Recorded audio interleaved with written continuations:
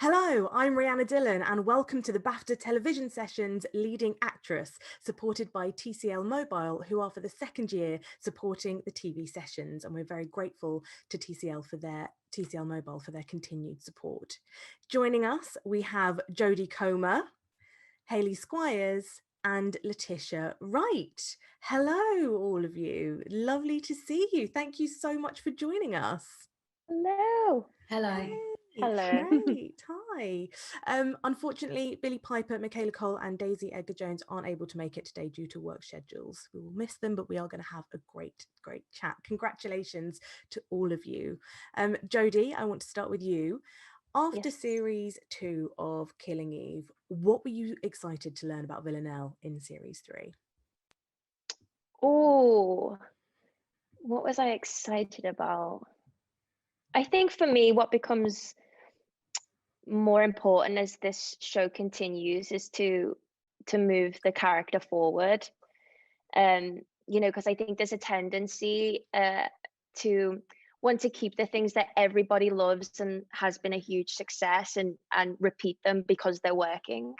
But that the more you do that, the kind of more predictable it comes and the more mundane. So for me, this idea of exploring her background and not to necessarily give sympathy, provoke sympathy towards her, but just to try and understand her a little bit better was really exciting to me.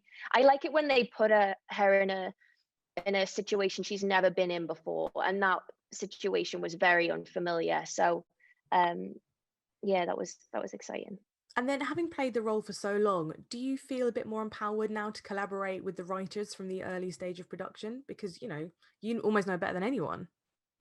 Definitely. I mean, I think that's what I'm most grateful for this show and this production for, is like they've really enabled me to find my voice in that way by, inviting me into that space and sitting at a table with the writers and explaining to them what I don't think is necessarily working or what I really like, and being able to throw my ideas about in that space and realize that they're not all bad. Yeah.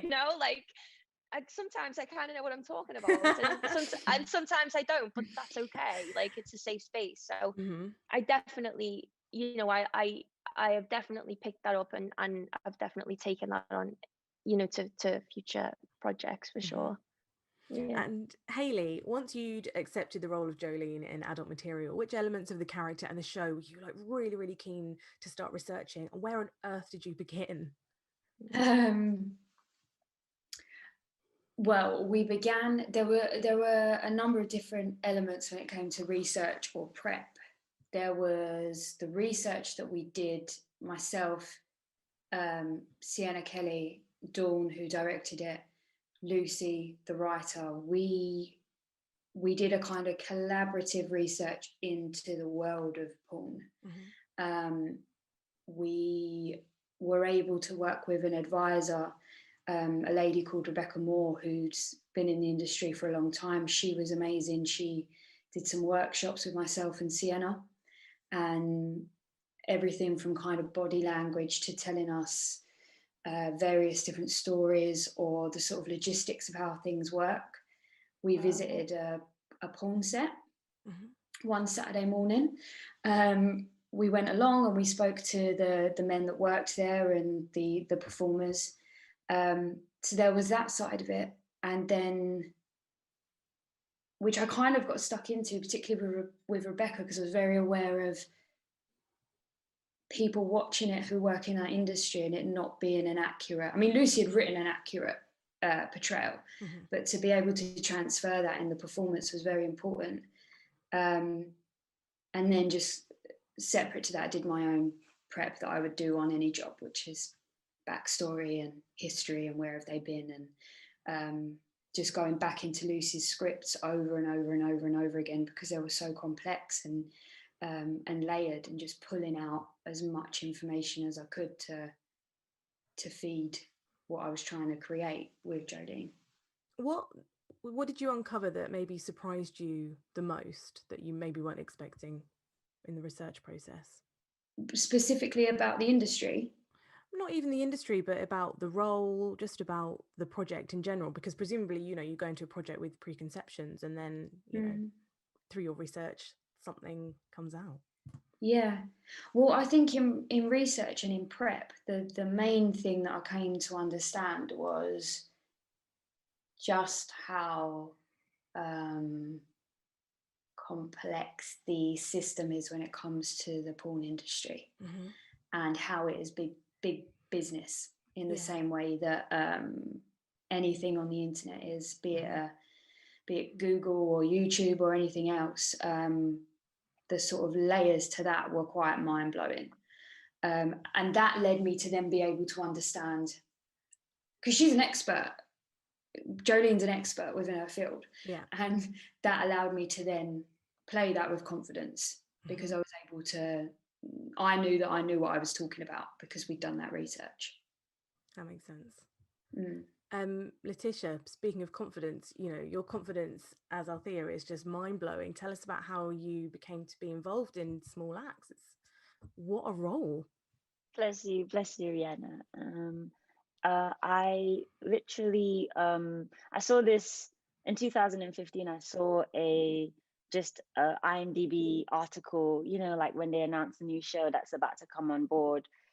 And I saw that Steve was collaborating with BBC to look at the lives of people within the West Indian community. And immediately I wanted to be a part of it because, you know, my culture as a Guyanese woman, I really relate to the Caribbean. And I was just so interested in how that was going to be made. And I remember just really telling my agent at the time, Icky, still my agent, of course. And I was just like, hey, can you please search for this for me and find out, you know, what's going on? I was willing to take, you know, I was willing to play like a tree. I didn't I was like, this is so dope. This is Steve McQueen. Like, this is top level.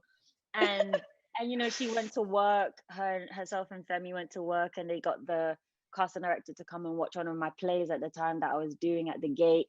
And it just started to just continue from there. And I think the way that, you know, God would have it is just like it all just aligned. And I finished promoting the film, and I went to Trinidad and Tobago, and I literally landed in Tobago. And I got this email saying that Steve wanted me to meet him about this role, about this beautiful woman called Althea Jones LaQuant, who was born in Trinidad. And I just thought that all the stars were like just aligning, and it was beautiful. And then, yeah, I just met with Steve, you know, and I really was ready to audition and really, you know, put the work in and prove myself in a sense. And he was like, hey, man, like, I've been watching your work and I really respect you and I would love you to come on board. And that's a big thing for us. You know, we work really hard in this industry. So to have someone just say, come on board it's just a beautiful honor. So I just dived into it right away. But that's kind of like the backstory. I basically chased the part since 2015. Good for you. Yes, that's good. Thank you. It happened. Thank you. Yeah, just be brave and put your hands up and be like, hey, I'm interested, you know? I want it. Yeah. So then it must have been incredibly gratifying when you were on set with Steve McQueen. What did you learn from him that you want to take forward to your next roles? I learned so much. What I learned from him is that you're not too big in a sense of where your position in your career is, to just see yourself as an artist and be appreciated as such. And I learned that from him doing that to us. And I learned that no matter where this career can take you and no matter the heights that you can reach, it's always okay to literally reach down to someone's level and say, hey, I see you and I appreciate you. And he taught me so much, and he taught me about integrity, and he taught me about trust, because sometimes, you know how it is, Hayley and Jodie, you know, sometimes you go on set and you're like, I don't know why I'm saying this, and I don't know if I'm doing the right thing, and you think you're a bit crazy. And I had a couple of moments of Steve. He was like, are you sure Althea would say this? And he's like, trust me. And I'm like, I know that you're like you're an amazing artist, but I struggled to trust. And he really taught me about that. He really taught me that when someone really cares and someone spent years dissecting, you know, a world and characters and stories and just really just putting things together for like 5 years, like you can really trust them. So he just empowered me as an artist, and I would forever be grateful to him for that. Yeah. I think trust is a really good place to then talk about, Jodie, your relationship with having Sandra Oh like by your side throughout the whole journey of Killing Eve. How did that elevate the experience for you? How does it still? Well, what's incredible is like, and I feel like you girls will know what I'm saying, is like, so like sometimes you get to set and you can act with people and it can work well, and it can be great, and then sometimes, like a handful of times, you can meet someone and there is so much that goes unsaid, like there's just like a really strong connection, and I feel like I felt that with Sandra the moment that I auditioned with her. It was the same with Kim Bodnia, you know, and you know, in this series where we introduced Villanelle's mother, like those relationships where you don't have to say an awful lot, you know, we don't actually see each other an awful lot when we're off set, but then when you're on set and you're doing the material, it's all kind of fizzing away. But she's been incredible to me, you know, to think of where the show started. And you know, I remember her and Phoebe being like, this show could be kind of a big thing, like, you know, yeah, like we're just warning you so you can, like, you know, prepare yourself. So she's always kind of put her arm around me in that way. So yeah, I'm interested to see where series 4 goes. But then do you have like a sort of shorthand with the way you work together now? Does that sort of make any like really, I mean, there are so many intense scenes in Killing Eve, but is that just so much easier when you know how someone works, or does it not make a difference? You approach every scene with a fresh eye? No, it definitely does. Like, and I it makes me think of the ballroom scene in season 3. You know, that was a kind of huge moment for them. And when we were figuring out the dance and the physicality, and it all kind of just fell together like a puzzle, you know. It was also probably the closest. You had the bus scene, but that was the most physical they'd been with each other, which was really beautiful. And it wasn't like we had to really think about it. It all just kind of it just was, you know. I think you just feel it. But I'm very much like that. Like, I don't know about you guys and how you prepare and stuff, but I like to know what I'm doing, like, you know, my lines and etc. But then I very much like to just surrender on the day and see what the other person's given me. Yeah, that those tend to be like super fun experiences too. Like, yeah, just and I love, like, yeah, just the opportunity for it to be like a live space, because so much of set life is like, it has to be this and then we're getting this shot. So I love hearing that process and that you like that as well. Just knowing the foundation and then just adding a little bit of flavor to it. That's cool. I like that. Yeah. And that feeling of what you've both said about Steve and about Sandra is that just that feeling of, it's an easy word to use, but collaboration, so that you can do jobs where everybody's very nice, everybody's doing their bit, but you can come away feeling, I don't know, slightly cold, or like it's worked, but it's only gone to a certain level. But when you meet those people that either it's because you have trust in them or because you've worked with them for so long and you have that shorthand, when you get to share that with somebody and make something together, I think it's my favorite feeling when that happens, and you get to do that.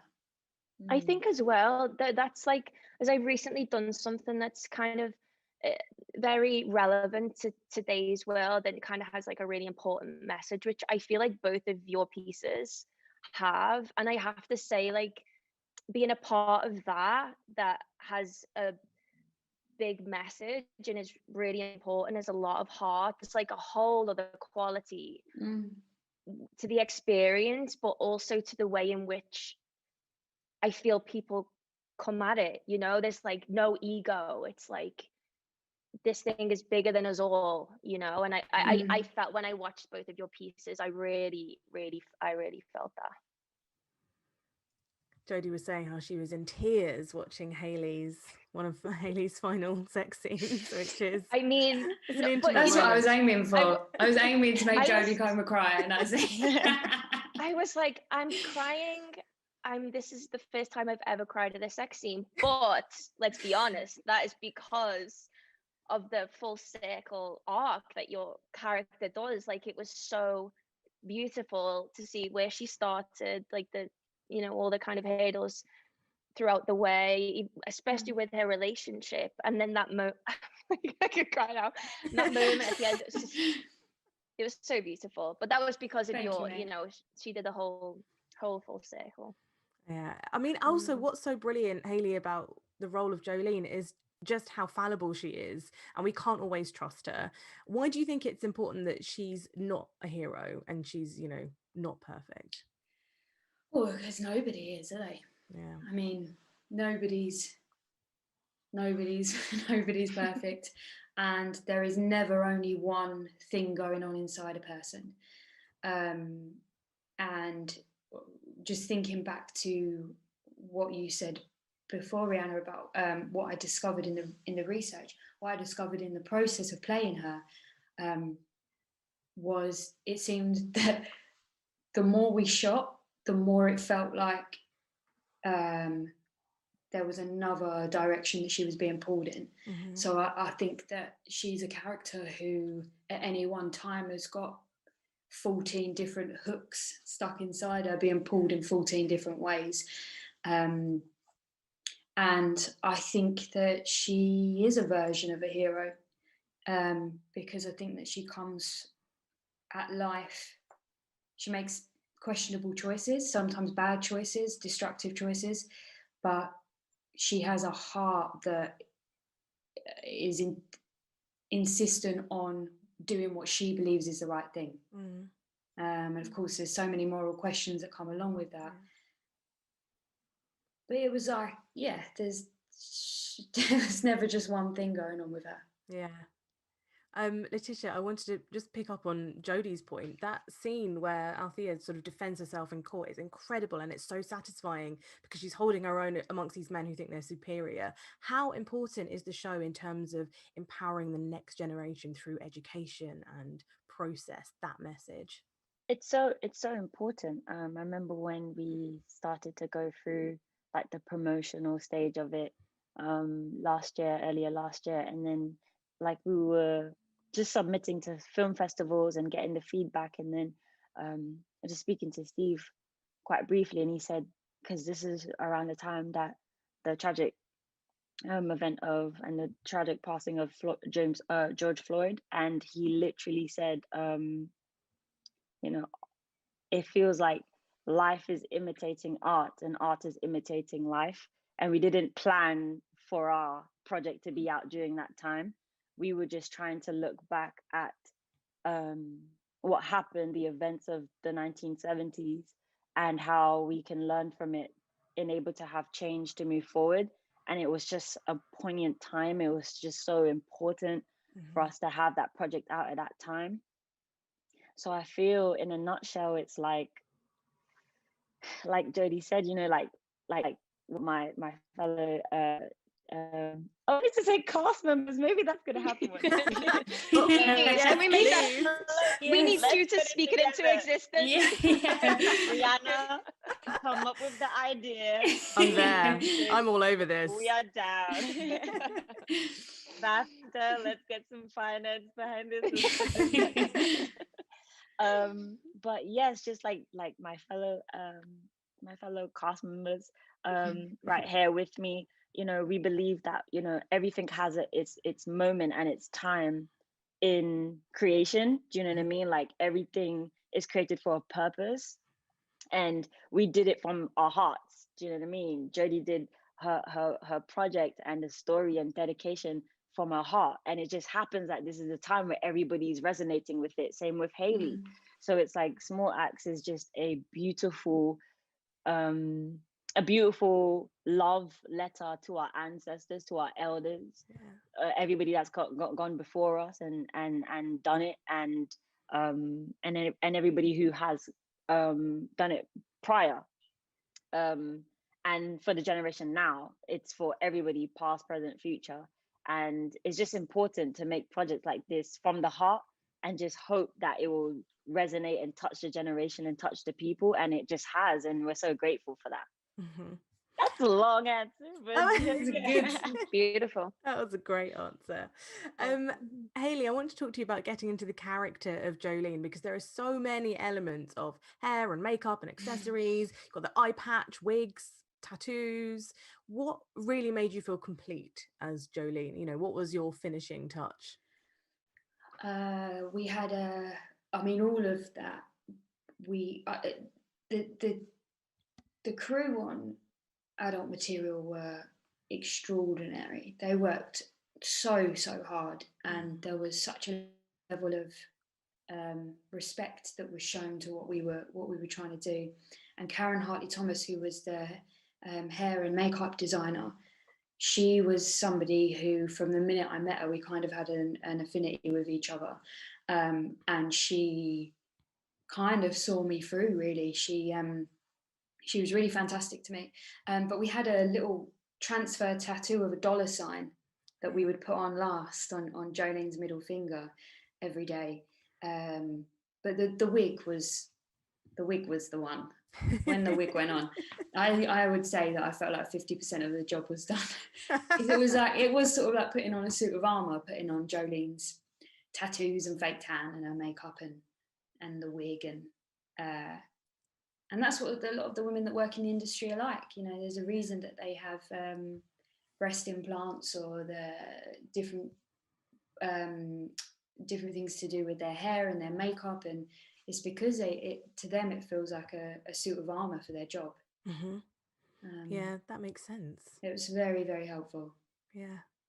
I think what's so appealing about Killing Eve and adult material is that neither really fits that perfectly into a neat genre, but how difficult is that for you in the moment, striking that balance between comedy and drama, Jodie? Yeah, well, I was going to say, because I wanted to ask Hayley, what I thought was genius about your performance was like, there were so many lines that you delivered that were hilarious, but then so devastating because of the like juxtaposition of where she was in her life at the time. It was like she kind of used like she was always self-deprecating, or she used humor as a defense. Like there was a line where you were outside the school and you were like, "Where's my hot stone massage?" You know, when she was driving off, and then she's like, "Yeah," and then she's like violently sick, and I was like, wow. A lot of the time, I was like laughing, but then kind of feeling guilty about it because of the place that she was in. And I just thought, like, I don't know how you did that. And I imagine it's purely because you were just delivering it from a very honest place. But like, it was really interesting. I love that. That was amazing. Thank you, mate. I find that a lot of it comes from the writing, doesn't it? So much of it comes from the writing. But I think it comes back to the same thing, because I was going to say the same to you about Killing Eve, because one thing that I've always been jealous of watching it, Jodie, is that you there's a freedom about your movement and about your face, and the way you play with the language, and that oftentimes goes into a very, very funny place. But there's a kind of bravery and a confidence about it that I sort of, every day I'm on a job, not to be funny, but every day that I'm on a job to be able to play. And I've watched you do that in Killing Eve. But for me, so much of it was in the writing, and coming at it from a point of view of a character who just has to kind of thunder through. Yeah. Because if she stops, then she's done for. Yeah. I think as well, like, I think the moment what I've learned the hard way is the moment you try and play comedy, it's not funny. Like, yeah. Like, it's just trying, you know what I mean? It's trying not think of it from the outside in, and just, like you say, think of the character, think of the dialogue. I think is probably, I guess, if there was a rule, that would be it. But you're right. It's just, I guess it's about being a little bit fearless with it. Before we go over to audience questions, Letitia, I just wanted to ask you, we haven't really touched on this. It must have been so important to you for Althea to be proud of your performance and to see her story on screen. So tell me about the process of meeting her beforehand, and then have you been in touch since? Oh yes. So I was really adamant that I needed the chance to meet her. Representing someone and representing someone's life is really like, there's a lot of pressure. So not only were we focused on the script, bless you, not only were we like focused on the script or just like, you know, bringing the pieces together with costume and hair, but it was about representing the essence of who she was. I wasn't trying to mimic her in any way or be a replica of her, because I cannot be her. So I was really adamant to meet her, and when I did, it was a little bit scary, because you know, you want her to be able to trust you and to know that you're taking this seriously. But I did promise her that I would represent her the best way I could, and she gave me a lot of advice. She enabled me to fall in love with different aspects of myself that, due to Western society, I've, you know, my minds were shaped in a different way of how I saw my hair, how I saw my skin, how I saw myself as a Black woman. And she really said a couple of lines that just really made me go on a discovery of loving myself. And when I came away from that, again, I came away feeling really, really empowered. And I walked on set every day, just remembering that conversation that I had with her, and knowing that the things that I have now in Britain as a Black woman is partially because of what they did back then. And to honor her and respect her with my lines and how I represented myself on set and how I would give in every single take, in every single scene. And we were shooting on film, so that's added pressure. Oh my God, that really is, yeah. Added pressure. So it was like every nuance, every part of it just had to be in sync. You don't want to waste a bit of that film. And it just reminded me of time and opportunity, that you don't want to waste a bit of it. So all in all, I got to meet her daughter and her sister, who expressed their gratitude and how proud they were. But I have not spoken to Althea since. So I will contact her to see how she's taking it. But thus far, I hear good things. Good. I mean, it's an exquisite performance. It really is. Thank It you. is, Letitia. It really is. Letitia, you know the scene where you're being told, you're in the room and you're being told to plead guilty, and you stand up and you speak up. Was that all one shot? It was. Me and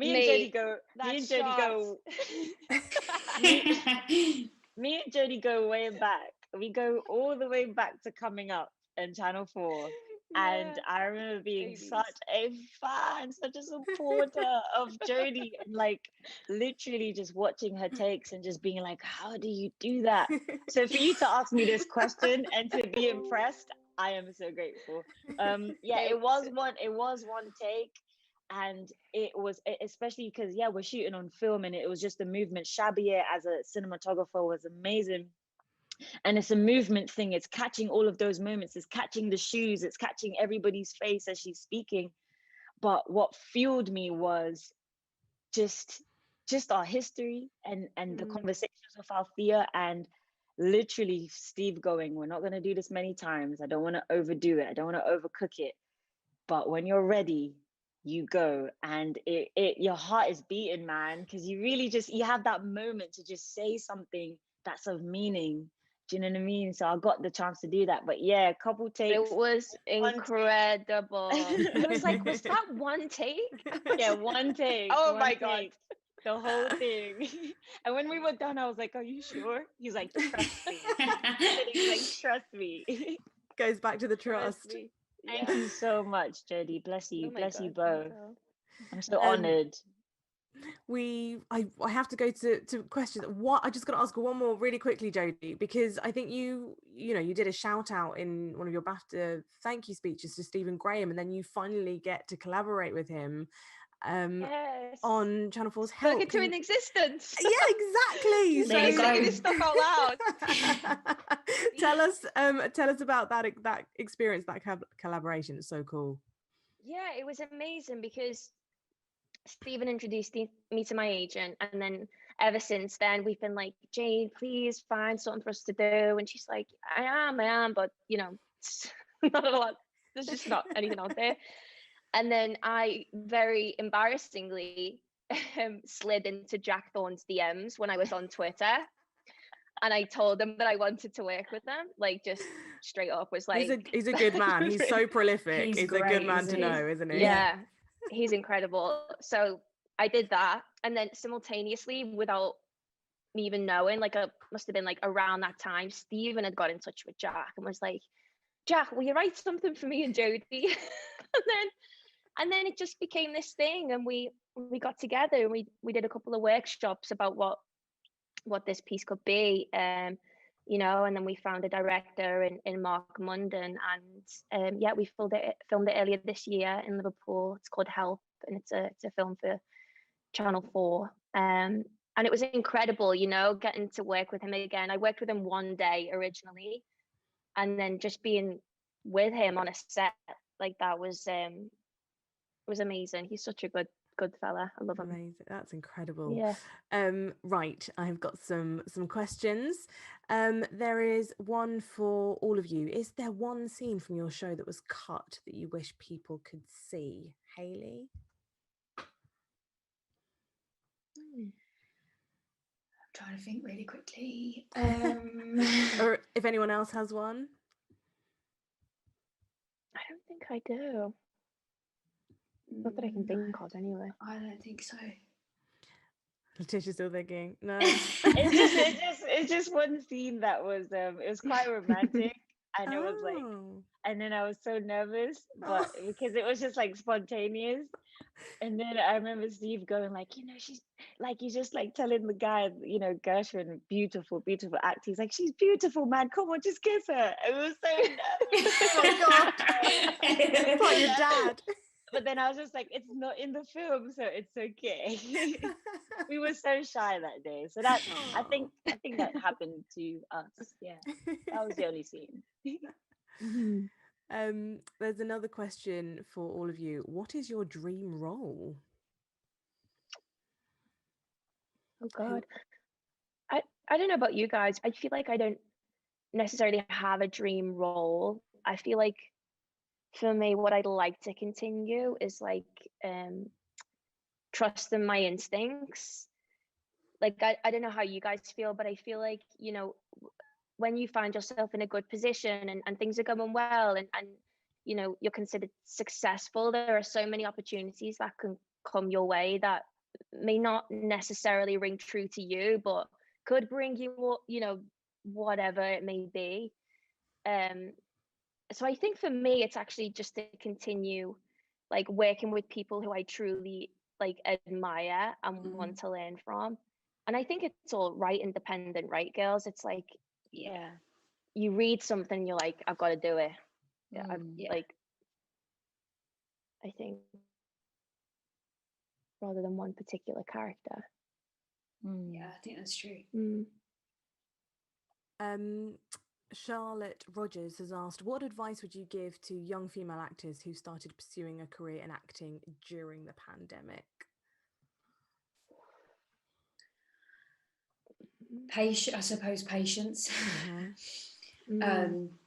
But patience is kind of an overreaching piece of advice that I would give to anybody pursuing this career, whether you went to drama school or you didn't, or you went in via a different route. I think patience, being able to have as much calm and clarity with yourself as you can, because it can begin to feel like a madness when you're trying to work.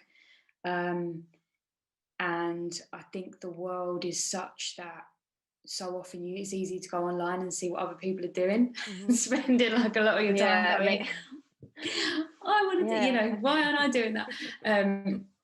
So I think patience and calm, and yeah, just having a concentration on your work and what you're heading towards, but just know that it doesn't all need to happen overnight or happen immediately. It's about the long game, and you'll keep your head about you better that way, I think. That makes sense. Definitely. Jodie, Letitia, you got anything to add? I mean, I think Hayley covered all grounds. Seriously, I think it's so true. Like, keep your head down, focus on what you're doing, and exactly, don't expect it to all be here tomorrow. I guess also to add to that would be knowing who you are as a person. It's a great opportunity for self-discovery. I feel like a lot of the times, you know, sometimes you can find that people don't really know who they are, and maybe we've been in that place, maybe we are in that place. Definitely. But just have to really know yourself and like know your no's and your yes, and what you're willing to do and who you are as an artist. Figure that out, and I think that's most important, because that will help you to have longevity as much as this career can offer you. But knowing who you are, so if you do get a disappointing no, it doesn't knock you, it doesn't take you out, it just helps you to important. build. Yeah, that's what keeps us here, man. That's what keeps us here. So yeah, that's what I can add. Question for Jodie. What will you miss the most about playing Villanelle once you've finished filming the final season of Killing Eve? Oh gosh, I know that I'm like, oh god, I say it out loud. Oh god, I just had so much fun, and I think, to speak to what like Hayley kindly said before, was like, I learned on this job that like there are as long as there are truth in what you are saying, acting can be big, and it can be bold, and it can be in your face, and it can be a bit ugly, and it can be all of these different things. Like, not everything has to be super subtle, and I don't know another word that I can think of, but you know what I mean. I guess just to be a little bit more daring, there's no need to feel silly about what it is that you may want to do. I've just had like so much fun. I've been in such like strange, funny situations that and met some amazing people. So yeah, I think that's what I'll miss the most. Well, for Hayley, you started writing during lockdown, so how have your past roles influenced the kinds of characters that you want to create? That big breath in is because I've been writing since 2014 and it's still going. Well, lockdown is part of that. Patience, right? Patience, exactly. Lots of patience. What I did start, I went back to a film that I've been writing during lockdown, and it was very, very helpful to me because the noise of daily life had stopped, had been forced to stop. So there was sort of no hiding from it, and it was a time when everything was just a bit calmer in my head, and so I was able to go back into the script, and we're moving along with it, and hopefully it's going to go into production next year. Fantastic. Fingers crossed. Amazing. But I think that I don't think I ever come at writing from a point of view of this is missing on the screen and it's my job to put it on there. Because if I'm honest, I don't think I'm a good enough writer to come at it with an agenda rather than a story. So everything is always story-led, or begins with a character that talks and I can't get them out of my head. But I do think that naturally I go towards looking at stories of men that have been on screen and asking the question in my head of what's the female version of that? Is there a female version of that? What would that look like if it was exactly the same, but it was women on screen? And again, like I say, not from a political place necessarily, but more just from, I suppose, a natural thing of being a woman and being an actress and to make stuff. Yeah, seeing those opportunities and wanting to create some for yourself. That makes sense. Yeah, and for the other women that Yeah, of course. I can also write into things that I get to work with them. Please, I'm so excited for this. This is a question for Letitia. Was there a particular wow moment during the filming of Small Axe that stands out in your memory? I mean, there must be so many, but can you remember one in particular? I think one in particular would be the scene where we are playing steel pan and just preparing for the carnival. I love that. We actually did play the steel pan. I did actually play the steel pans, and we were having carnival vibes. And the reason why it was a wow moment, it was just that, oh man, like to be able to see your culture represented on screen like this in its entirety was beautiful. And to know that these are the type of music and rhythms that flow through you and your household as a child and in your childhood, and seeing that on screen, and knowing that they're recording it and it's going to last forever, that was a wow moment. And then obviously the classic of bringing Steve in the middle to just, was a wow moment, that we have that opportunity to do that. And I love that. Hayley, I loved what you just said about not doing it for a particular agenda of like, this is missing, so I want to fill that gap. And that's majority of what we do and what's being made and why we make it. But just to remember that it's a story just like anybody else's. And I feel like Small Axe is like that, where it's just like on this scale, but we're bringing you into the lives of stories and people's cultures and our culture that has always been around. You just haven't seen it. And we're not trying to bombard you with it or try to fill the gap. We're just trying to introduce you to this story that has been around for a long time. And yeah, that was a wow moment for us. And that's what I feel. Sorry to jump in, but Letitia, what you said about it feeling like a love letter, that's why it feels like that when you watch it. Or when I watch it, that's how it feels.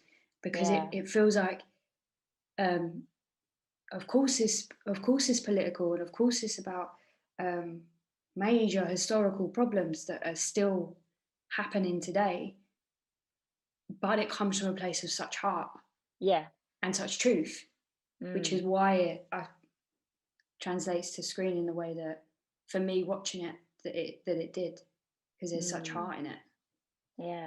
And so much joy. So much joy, right? So much joy. Even between the scenes where we had the court cases, and those are really excruciating. Sorry, it was really hot. It was really difficult. It's really difficult, and I just like the excruciating pain of it all, and it's like in the midst of that we still had joy, we still paused and just laughed, and we would literally have to pinch ourselves at the fact that no matter what we're doing and fighting and how hard we're working to put this on screen, we had so much joy. So yeah, there was so much joy in it. We laughed every day, believe it or not. We just laughed so much. It was great, but then it fueled the work.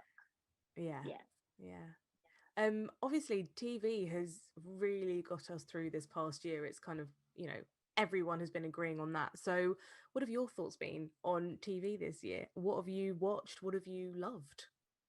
Jodie? Oh, I mean, normal people, I May Destroy You. I hate Susie. Let's be real. It's like the BAFTA's got it right. Seriously, every show in this category was got me through. I'm also obsessed now with Call My Agent on Netflix. Oh my god, I've just started. Yeah. That's something that I'm really enjoying as well. But no, it was an incredible year for television. Yeah, it has been. Hayley, have you kind of sat down, managed to see anything? Yeah, my reaction's kind of the same as Jodie's, which is why when these nominations were announced, I felt so honoured and to be amongst you ladies, because it was your shows that I watched and went, they were the ones for me. And I think the standout and the ones that mean something. Less so, but something that my boyfriend introduced me to, which I completely fell in love with, is Bob Mortimer and Paul Whitehouse Gone Fishing. I need to watch this. It's supposed to be amazing. So good. It's like the nicest, most gentle, funny TV,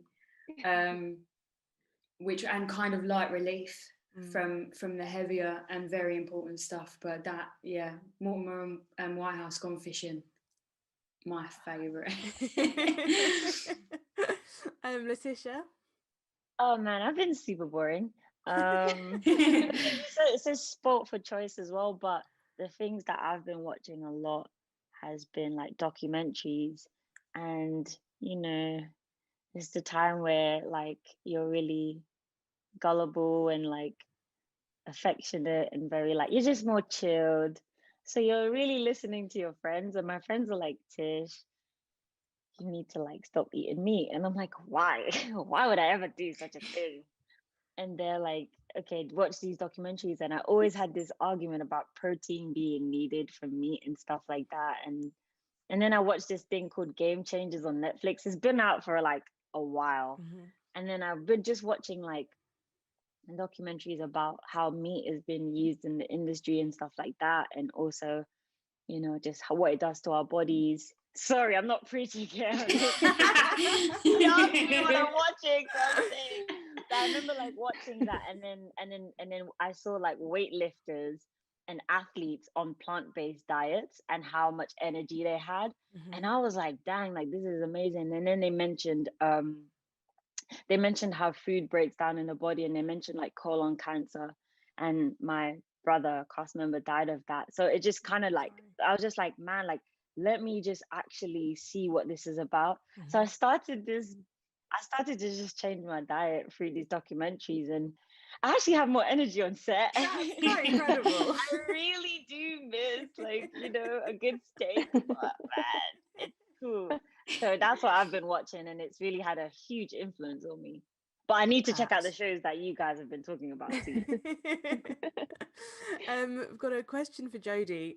Seeing as Phoebe wrote Killing Eve and has worked on Bond, don't you think that Villanelle would make a good Bond villain? Could it ever happen? Wow. What a crossover that would be. That would be a crossover. I don't know if Villanelle would allow it. I think she'd want her own. She'd be like, being Bond villain. How generic. I mean, if Phoebe Waller-Bridge is doing another film and wants to write that in, be my guest. I will do anything that woman does, like hands down. Yeah. But yeah, I'm excited to see. I'm actually excited to see that. I feel like I don't whenever think she touches. Yeah, well, yeah, I guess there's like a backlog of a million films this year. Yeah. Gonna be spoiled for choice. And final question. I mean, it's the obvious one, but are you all looking forward to the BAFTA Television Awards? Yes, of course. Letitia, are you going to be there? Yes, I would like to be. Are you guys going to be there? Yes. Yeah. I really want to be there. This is my first time being nominated in this category. I'm so honored, guys. Yeah. I'm going to come through. It's nice to be all there and have a little celebration of whatever that may be, but just be there in person and say hello. Yeah, it'll be behind a screen. That would be lovely. Oh, we're going to be rooting for all of you. Thank you so much. It's been a really, really lovely to talk to you all. And also thank you so much for everybody watching and our audience. Thank you to our supporters, TCL Mobile. And yeah, final thank you, Jodie, Hayley, Letitia. It's always a pleasure to talk to you, honestly. Thank you. It's a real you, honor. girls. So Thank you, girls. So inspired. Nice to talk to you. Bye. Bye.